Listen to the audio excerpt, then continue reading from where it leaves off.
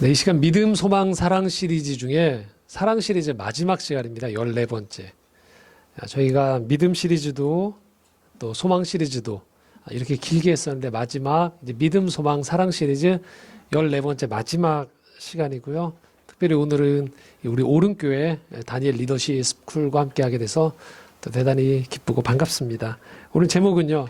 그러나 사랑이 이깁니다 라는 제목이고 본문은 고린도전서 13장 13절 그리고 창세기 3장 16절에서 21절의 말씀으로 함께 은혜를 나누고자 합니다. 자, 마지막인데 저희가 믿음 소망 시리즈 마지막인데 마지막 이 구절에서 우리가 좀 마음에 부담이 올 수 있는 지점이 하나가 생겨요. 신앙생활 오래 한 분들일수록 믿음, 소망, 사랑 이 세 가지는 항상 있을 것인데 그 중에 제일은 사랑이라 라고 얘기해요. 그냥 이 말씀을 보면 별 문제가 없어요. 하지만 신앙생활을 조금이라도 열심히 해봤던 분들 입장에서는 당혹스러울 수 있는 말씀이에요. 왜냐하면 교회가 가장 많이 쓰는 단어는 사실 사랑보다도 믿음이란 단어를 가장 많이 써요. 그리고 삶의 현장에서 우리가 훨씬 더 많이 필요한 단어는 이 희망 또는 소망이 훨씬 더 우리에게 유효할 수 있는 경험들이 많아요. 믿음이 없으면 어떻게 사나? 소망이 없으면 어떻게 사나? 차라리 사랑이 없으면 오히려 살 수 있을 것 같은데 믿음, 소망이 없이 살 수 있다고? 이런 시각은 우리 사회에도 실제로 반영이 됩니다. 한국 사회에 특히. 자, 요즘 극장가에 이 장르가 거의 영화가 안 걸리고 있어요. 혹시 어떤 장르인 줄 아세요? 멜로 장르가 거의 없어요. 로맨스물이 거의 없습니다. 그러니까 TV 드라마에는 있는데 영화에서는요 멜로 장르가 거의 없습니다.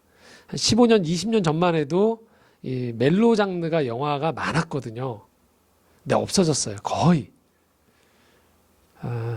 영화 외적인 이유는 있어요. 제작비가 많이 올라갔습니다. 그래서 예술 영화가 아닌 상업 영화의 경우에는 아무리 적은 영화의 단위도 기본 10억 이상이 넘어갈 수밖에 없어요. 제작비나 인건비가 많이 올라가 있기 때문에 상당히 많이 올라갑니다. 조금만 규모가 있는 영화가 되면 제작비가 3, 40억 원 넘어가는 건 예사입니다. 자, 이 정도 예산을 투입하면 보통 몇십만 관객 가지고는 도저히 안 돼요. 100만 단위 이상의 관객이 넘어가야 되는데 이 멜로, 남녀가 사랑한다든지 사랑이라는 주제만, 단일 주제만 가지고 영화를 만들기가 쉽지 않습니다. 그만큼 관객이 안 몰린다는 거죠. 그래서 뭐 여러 스토리 안에 사랑이 들어온 경우는 많은데 남녀가 애절하게 만나서 사랑하는 경우에 멜로 영화는 거의 극장가에서 찾아보기 어려운 게 요즘 추세입니다. 이게 영화 외적인 이유라면요. 영화 내적인 이유도 있어요. 뭘까요? 한마디로 말하면요. 사랑 얘기하기가 너무 힘들다는 거야. 사랑 타령하는 게 오히려 사치처럼 여겨지는 거죠.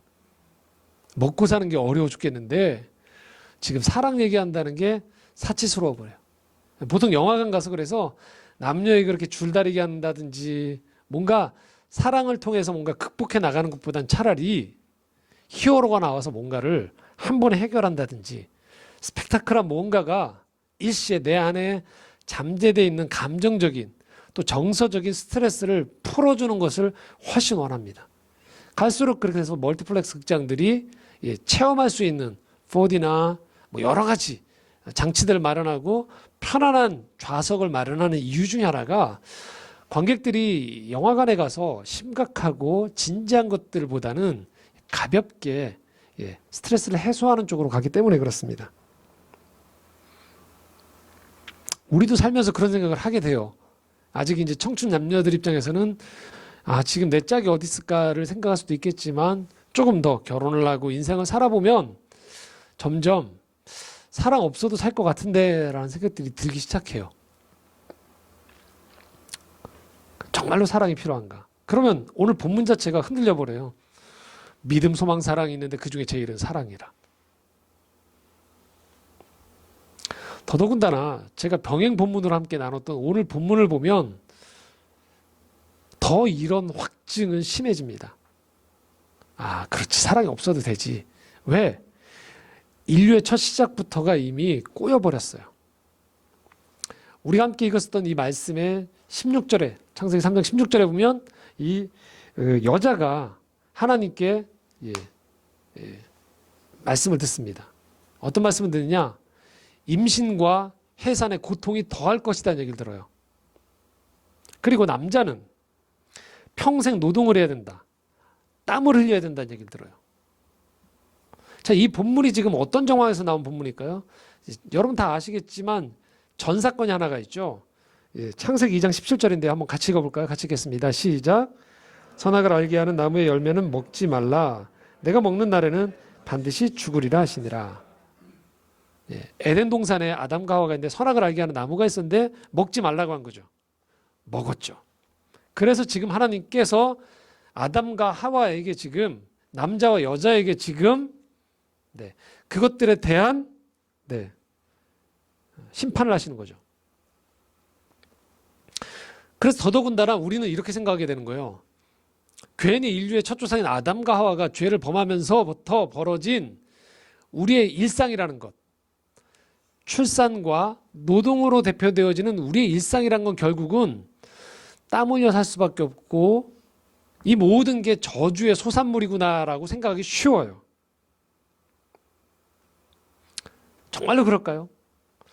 만약에 그렇다면 지금 여러분들이 일상에 사시면서 겪고 있는 이 출산 이후에 자녀를 키우는 문제들이나 우리가 먹고 살기 위해서 열심히 노동하는 것이나 미래를 위해 준비하는 모든 학업과 노동들은 결국은 하나님 편에서 보았을 때 심판의 이 결과인가? 우리는 끊임없이 돌고 도는 쳇바퀴 속에서 노동과 출산을 통해서 이 인류의 조상이 치러놨던 죄의 그 응분의 대가를 치르면서 사는 게 결국 인생이란 말인가? 라고 질문할 수 있어요. 자, 이 지점에서 사랑이 들어갈 자리가 없어 보이는 거죠. 자, 과연 노동하고 출산은 저주일까요? 우리 일상은 그 저주의 연장성산일까요? 그렇지 않다는 거예요. 자, 창세기 2장 2절 말씀 한번 먼저 같이 읽겠습니다. 시작. 하나님이 그가 하시던 일을 일곱째 날에 마치시니 그가 하시던 모든 일을 그치고 일곱째 날에 안식하시니라. 자, 여기 뭐라고 써 있나요? 하나님이 그가 하시던 무엇이요? 일을 마치셨다라고 되어 있어요. 하나님도 일을 하셨어요. 하나님은 지금도 일하고 계세요. 하나님 스스로가 하시는 일을 하나님이 저주로 규정을 지을 이유가 전혀 없습니다. 자, 창세기 1장 28절입니다. 같이 읽겠습니다. 하나님이 그들에게 복을 주시며 하나님이 그들에게 이르시되 생육하고 번성하여 땅에 충만하라. 땅을 정복하라. 바다의 물고기와 하늘의 새와 땅에 움직이는 모든 생물을 다스리라 하시니라. 자, 이 본문은 지금 아담과 하와가 남자와 여자가 죄를 범하기 전에요. 이들에게 하나님이 창조하시면서 주신 명령이에요. 자, 여기 뭐라고 써 있습니까? 그들에게 복을 주시며 그들에게 이르시되 무엇하라? 생육하고 번성하여 땅에 충만하라고 얘기하고 있어요. 출산하라는 얘기예요. 자, 성경은 이렇게 얘기하고 있는 거예요. 땀 흘려 일하는 것, 출산하는 것, 생명을 잉태해서 수고하고 그 생명이 자라나는 데까지 많은 수고를 드리는 것은 결코 저주의 대가가 아니라는 거예요. 그러나 아담과 하와가 범죄 이후에 이 일에 죄가 침범하면서 훨씬 더해졌다는 거예요. 어려움이 더해졌다는 것이지 결코 이 자체가 하나님의 벌이 아니라는 것들을 우리가 명심해야 됩니다. 인간의 범죄 이후에 우리가 땀 흘려 일하면서 이게 쉽지 않구나라는 것들을 절감하게 되어지고 자녀를 출산하고 기르면서 이게 쉽지 않구나라는 것을 더 힘들다라는 것들을 알게 되어질 뿐이지 이것 자체가 낙원을 떠난 인간의 저주받은 연장선상이 아니란 말입니다. 그래서 우리는 기독교 신앙의 두 가지를 놓치면 안 돼요. 첫 번째는요, 이 땅에 살고 있는 이 모든 여러분들이 하고 있는 것들은 하나님의 선물이에요. 비록 그것이 힘들지라도. 그래서 오늘도 우리가 성인이 되어진다는 것은 그에 합당한 노동과 출산을 통해서 하나님의 마음을 알아가는 거예요. 이렇게 힘들구나. 때로는 보람을 느끼기도 하고 때로는 우리 스스로에게 절망도 하지만 그래서 쉬운 게 없구나라고 생각하지만 모든 생명이 깃든 것에는 그에 합당한 수고와 성실함이 있어야 되는구나라는 것들을 거듭 깨닫게 되어져요. 두 번째는요, 그 모든 순간에 결국 힘들지만 어렵지만 고통스럽지만 하나님이 우리와 함께 하신다는 것이에요. 그리고 하나님이 책임져 주신다는 거예요. 여러분, 분명 아담과 하와는 죄의 유혹에 넘어갔습니다. 그들은 실패한 거예요. 하지만 하나님은 실패를 실패로 놔두지 않으신다는 거예요. 자, 창세기 3장 21절 함께 읽겠습니다. 시작. 여호와 하나님이 아담과 그의 아내를 위하여 가죽옷을 지어 입히시니라. 가죽옷을 지어 입히셨다고 되어 있어요. 그럼 본래 아담과 하와가 입었던, 아담과 여자가 입었던 옷은 무엇일까요? 창세기 3장 6절에서 7절입니다. 함께 읽겠습니다. 여자가 그 나무를 본즉 먹음직도 하고 보암직도 하고 지혜롭게 할 만큼 탐스럽기도 한 나무인지라. 여자가 그 열매를 따먹고 자기와 함께 있는 남편에게도 주매 그도 먹은지라. 이에 그들의 눈이 밝아져 자기들이 벗은 줄을 알고 무화과 나뭇잎을 엮어 치마로 삼았더라. 네. 범죄 현장에서 결과적으로 자기네들이 벗은 것을 보고 부끄러워하면서 무엇으로? 무화과 나무 잎을 엮어서 치마로 삼았더라. 이들이 입었던 것은 나뭇잎이에요. 이들은 자신들이 죄를 범하고 난 다음에 자신들의 수치를 가리기 위해서, 실패를 가리기 위해서, 그리고 죄의 흔적을 가리기 위해서 나뭇잎으로 그의 신체를 가린 거예요. 그런데 하나님은 그것을 벗겨내세요. 그리고 그 자리에 가죽옷을 입혀주세요. 여러분, 가죽옷이 무엇일까요? 가죽옷은요, 반드시 따르는 게 있어요. 피가 따라요. 나뭇잎은 그냥 따면 되지만 피를 흘려야지만 누군가 생명을 훼손해야지만 얻을 수 있는 게 가죽이에요. 하나님은 인간의 범죄로 말미암아 그 범죄를 감당하기 위해서 또 다른 희생을 치르게 한 거예요. 생명을 그 안에 들이게 함을 통해서 인간의 실패와 무너진 자리를 복구시키는 일을 시작하신 거예요. 그래서 이 가죽옷은 바로 신약 시대로 넘어오면 예수 그리스도의 표상이에요. 인간의 죄를 하나님께서 망하게 하고 멸절시키고 무너뜨리는 것에 그치지 않고 인간의 실패와 죄와 상처가 있는 그 자리에 주님이 가죽옷을 통하여서 그들의 죄를 가려주시고 이제 에덴을 떠난 이 인생 이후에 거친 세상 속에서 보호할 수 있는 보호와 인도자가 되어지는 상징으로 가죽옷을 입혀주셨듯 우리 인류의 모든 죄와 실패와 절망의 한복판에서 예수 그리스도가 이 땅의 창조자가 되셨던 그분이 스스로 내려오사 십자가에서 자기의 피를 흘림으로 말미암아 우리의 죄와 수치와 실패와 절망을 감당해 주시겠다고 했던 그 표징이 바로 인류의 첫 조상이었던 아담과 하와, 그 철저한 실패의 자리에서 예수 그리스도의 그 능력이 그 자리에 깃들기 시작했다는 것이에요. 그것이 복음이에요. 그렇기 때문에 바로 이 자리가 이 아담과 하와가 죄를 지음으로 말미암아 이제 낙원을 떠나야 되는 이 자리가 마냥 심판의 자리, 마냥 저주의 자리, 마냥 절망의 자리가 아니라는 거예요. 이제 끝났구나. 그래서 아담이 그의 아내를 보면서 당신 때문에 우리가 다 끝났고 이후에 후손들도 아무런 희망이 없다고 하면서 원망과 저주와 그리고 많은 것들을 포기해버리는 무너짐의 현장이 되어지지 않다라는 거예요. 어떻게 할 수 있을까요? 바로 아담의 그 아내를 향한 고백에서 볼 수 있습니다. 3장 20절이거든요. 창세기 3장 20절입니다. 한번 같이 읽도록 하겠습니다. 시작.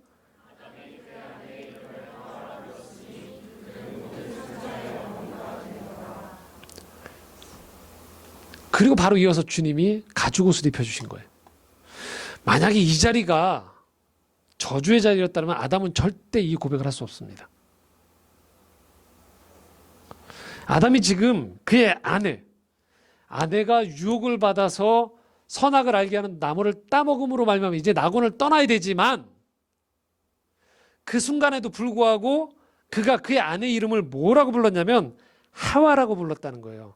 여러분, 하와의 뜻은 뭐냐면요, 생명이에요. 만약에 아담이 이후에 자기가 펼쳐진 이 인생이 저주로 일관된 삶이었다면 아내 이름을 뭐라고 줬을까요? 이렇게 짓지 않았겠어요? 왼수다. 절망이다. 그런데 지금 아담은 이 실패의 자리에서 자신의 아내를 뭐라고 부르냐면 하와, 생명이라고 부르고 있는 거예요. 실패의 처절한 그 자리에 지금 희망의 싹을 그가 지금 감지하고 있는 거예요. 하나님이 지금 우리를 분명히 책망하시고 벌하고 계시지만 이것이 끝이 아니라는 것을 아담은 알고 있었던 거예요. 여기에 새로운 삶이 펼쳐진다는 것들을 아담은 보고 있었던 것이에요.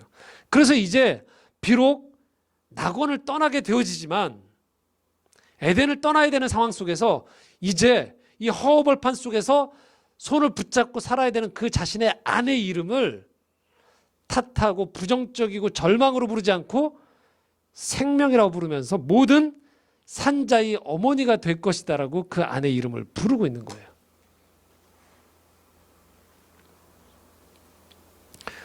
그렇기 때문에 우리는 인류의 가장 절망적인 이 순간 안에서도 생명과 희망의 기운이 찾아오는 이 하나님의 복음이 오늘 우리에게 찾아온다는 것들을 확인할 필요가 있는 거예요. 이렇게 말씀을 드리겠습니다, 여러분. 여러분이 사랑을 찾아가시는 게 아니에요. 사랑이 여러분을 찾아오는 겁니다. 여러분의 매일매일의 힘겨운 일상은요, 결코 저주받은 삶이 아니에요. 아, 내가 뭘 잘못했지? 어려운 일만 생기면 우리 그런 생각하거든요. 그런데 여러분, 삶 자체는 기본적으로 어렵다는 거예요. 힘들다는 거예요. 아이의 삶은 부모가 책임져 주지만 점점 그의 인생이 어른이 되어져 가는 과정에서 이제 우리는 우리 걸음으로 걷기 시작할 때 쉬운 것이 하나도 없습니다, 여러분. 그래서 힘들다는 그 자체로 여러분들이 절망하면 안 됩니다, 여러분. 이것이 이 땅에 에덴을 떠난 이후에 살아가는 우리 일상 가운데 펼쳐지는 자연스러운 그림임을 여러분 받아들이셔야 돼요. 그 가운데서 그럼에도 불구하고 우리가 해야 되는 것은 무엇이냐? 그 안에 담겨있는 창조의 축복을 놓치지 않는 거예요. 오늘 우리의 일함, 자녀를 양육하는 것, 또 사람들과 함께 호흡을 맞추며 더불어 살아가는 것은요, 그 안에 담겨있는 하나님의 축복이 선물이 담겨져 있다는 것들을 잊지 마시기 바랍니다. 그래서 힘들다고 버려버리면 안 돼요. 포기해버리면 안 돼요. 그럼에도 불구하고 우린 넘어질 때가 찾아와요. 인간의 최선의 노력이 멈춰지는 그 시점이 인간의 인생에서 어느 시점에 찾아와요. 그때 우리는 나에게 실망해요. 고작 내가 이거밖에 안 되나? 내 믿음이 이거밖에 안 되나? 내가 가지고 있던 미래에 대한 희망이 이거밖에 안 되는가? 그럴 때가 찾아와요. 여러분, 그게 인간이에요. 내 믿음이 없어져 버리는 것 같은데. 분명히 내가 믿음의 집안에 자랐고 내 직분이 있고 성경보다 많이 했고 나는 봉사도 하면서 믿음이 있다고 생각했는데 그것들을 통째로 뒤흔드는 사건이 발생하기 시작할 때 우린 믿음이 없는 사람이 돼버려요. 그걸 하늘 향해서 얘기하는 거죠. 하나님이 있다라면 어떻게 이런 일이 벌어질 수 있습니까? 그때 우리의 믿음이 사라져버리는 것 같은 거죠. 우리 스스로를 달래면서 계속 채근하면서 달려왔던 때가 있어요. 조금 더 나아질 거야. 괜찮아질 거야. 내일은 어제보다 나을 거야. 근데 내일이 어제보다 훨씬 못한 거죠. 끝이 안 보이는 터널이 있는 것 같은 거죠. 남들이 괜찮다고 얘기하는데 그 말조차도 미워 보일 때가 있는 거죠. 왜? 내가 겪고 있는 이 어려움은 내 인생 처음 겪는 어려움이거든요. 누구도 대신해 줄 수 없는 어려움이거든요. 그 절망의 터널에 있을 때 우리는 희망을 발견할 수가 없는 거예요.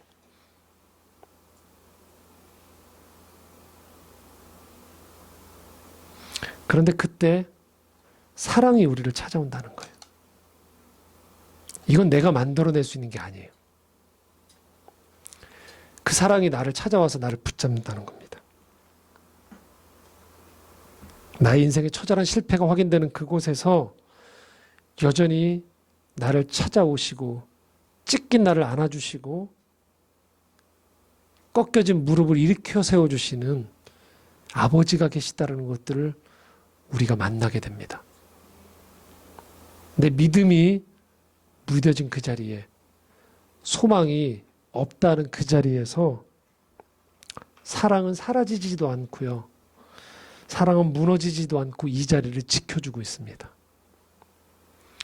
사도 바울이 바로 이 하나님을 만났던 거예요.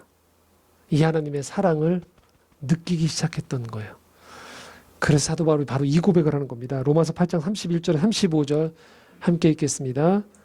그런즉 이 일에 대하여 우리가 무슨 말하리요? 만일 하나님이 우리를 위하시면 누가 우리를 대적하리요? 자기 아들을 아끼지 아니하시고 우리 모든 사람을 위하여 내주시니가 어찌 그 아들과 함께 모든 것을 우리에게 주시지 아니하겠느냐? 누가 능히 하나님께서 택하신 자들을 고발하리요? 의롭다 하시는 이는 하나님이시니 누가 정죄하리요?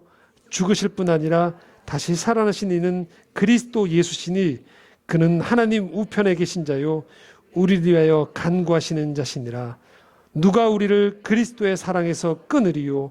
환난이나 곤고나 박해나 기근이나 적신이나 위험이나 칼이랴. 그 어떤 것도 우리를 하나님의 사랑에서 끊을 수 있는 게 없다는 거예요. 이것이 복음인 거예요.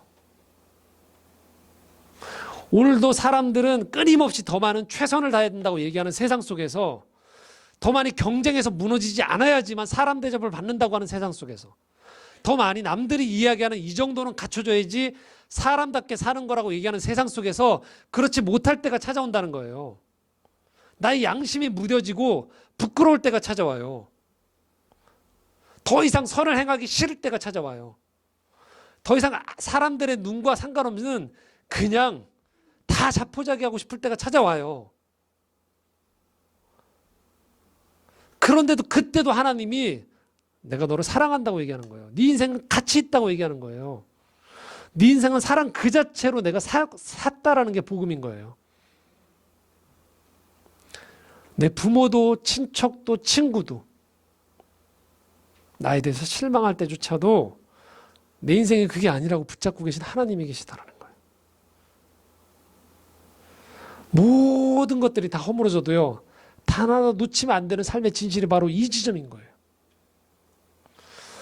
저는 이 말씀이 이해가 안 됐었어요. 에베소서 1장 4절에서 6절의 말씀이 도저히 이해가 안 됐어요. 한번 같이 읽어보겠습니다. 같이 읽겠습니다. 시작. 곧 창세전에 그리스도 안에서 우리를 택하사 우리로 사랑 안에서 그 앞에 거룩하고 흠이 없게 하시려고 그 기쁘신 뜻대로 우리를 예정하사 예수 그리스도로 말미암아 자기 아들들이 되게 하셨으니 이는 그가 사랑하시는 자 안에서 우리에게 거저 주시는 바 그의 은혜의 영광을 찬송하게 하려는 것이라. 제가 딱 마음에 걸렸던 게 뭐였냐면요. 5절이에요. 예정하사 예수 그리스도로 말미암아 자기 아들들이 되게 하셨다라고. 예정화사에 딱 걸렸어요, 마음이. 짜증이 났어요. 예정론을 잘못 오해했던 거예요. 뭐야, 다 짜는 거란 말이야, 각본을? 하나님 장난치는 거야? 아담과 하와가 죄를 범할 줄 알았다고? 장난치는 거야? 이게 뭐야? 다 예정하셨다면서.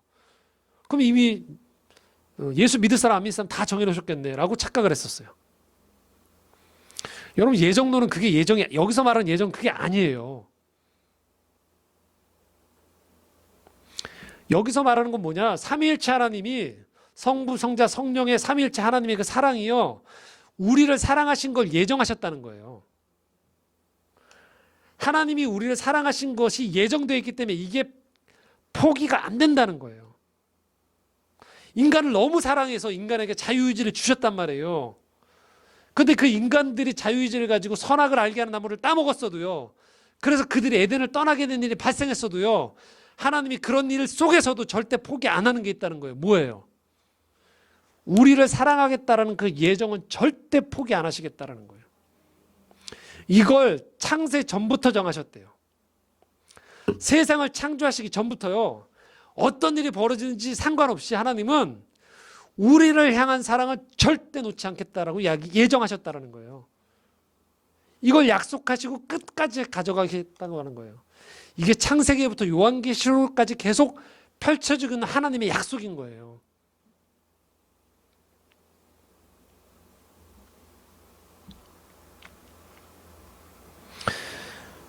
성경의 얘기를 잘못 보면요, 하나님의 실패담처럼 보여요. 괜히 인간 지어놓고 인간이 반역해가지고 괜히 창조주가 망신당해버리고 괜히 이 인간들하고 애매하게 그 다툼하는 것 같아요. 사랑 다툼하는 것 같아요. 괜히 저 무대 뒤에서 니들 나한테 사랑 안 줄래? 그러면 내가 너희들 벌 줄게. 꿀밤 주고. 그렇게 애매하게 창조주가 인간하고 여러분 시속 게임을 벌이는 것처럼 보여요. 여러분, 하나님이 그런 존재가 아니에요. 하나님은 처음부터 그냥 사랑으로 작정하신 거예요. 그리고 이 사랑을 포기 안 하겠다라는 거예요. 계속 그걸 얘기하고 있는 거예요. 모든 어떤 상황 가운데서도. 그 마음을 알아달라는 것 뿐이지, 하나님이 우리랑 여러분 줄다리기를 하시는 분이 아니에요.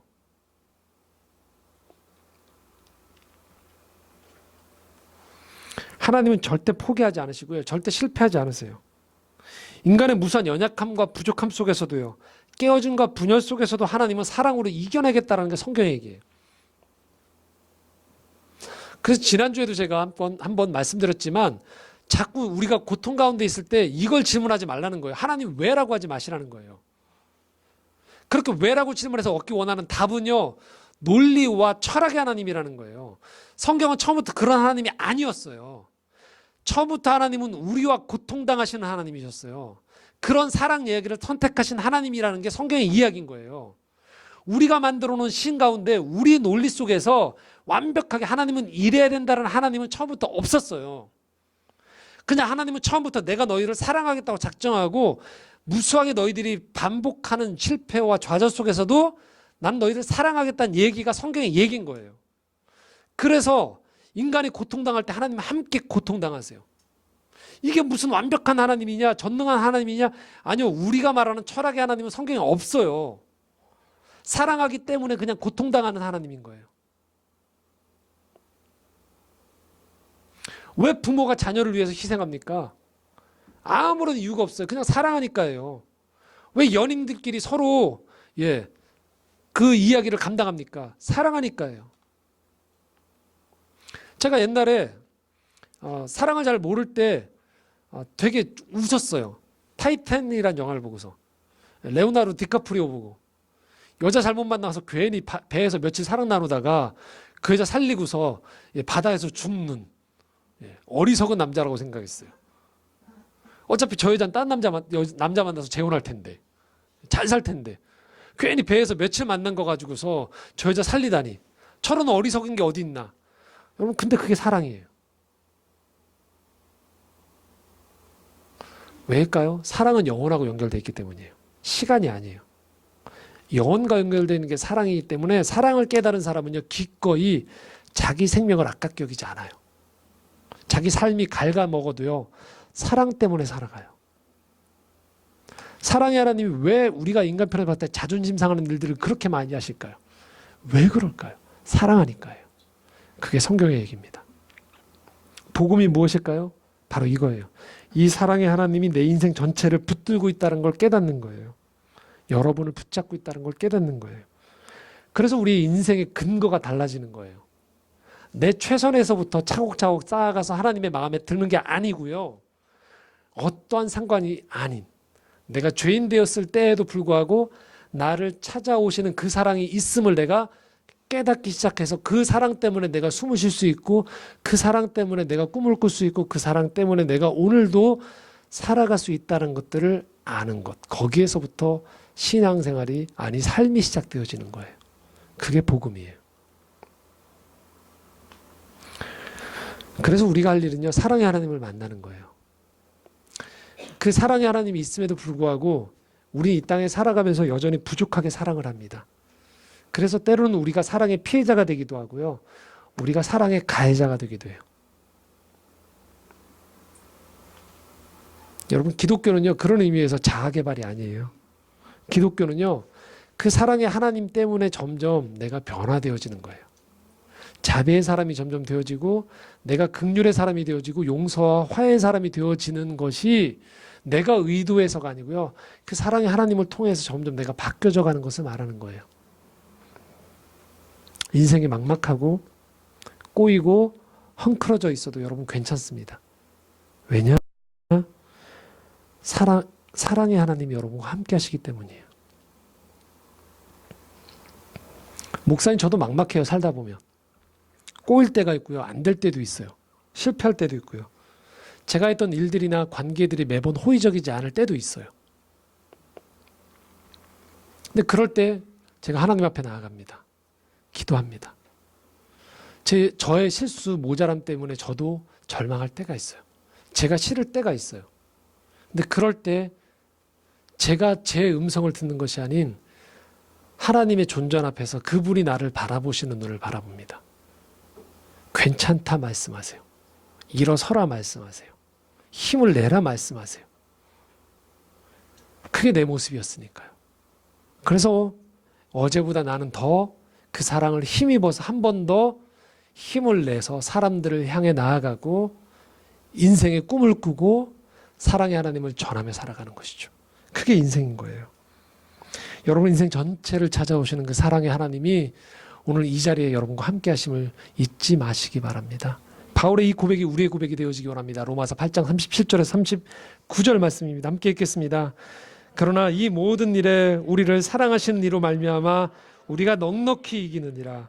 내가 확신하노니 사망이나 생명이나 천사들이나 권세자들이나 현재일이나 장래일이나 능력이나 무품이나 기품이나 다른 어떤 피조물이라도 우리를 우리 주 그리스도 예수 안에 있는 하나님의 사랑에서 끊을 수 없으리라. 아멘. 그 사랑이 우리와 함께 하십니다. 기도하시겠습니다.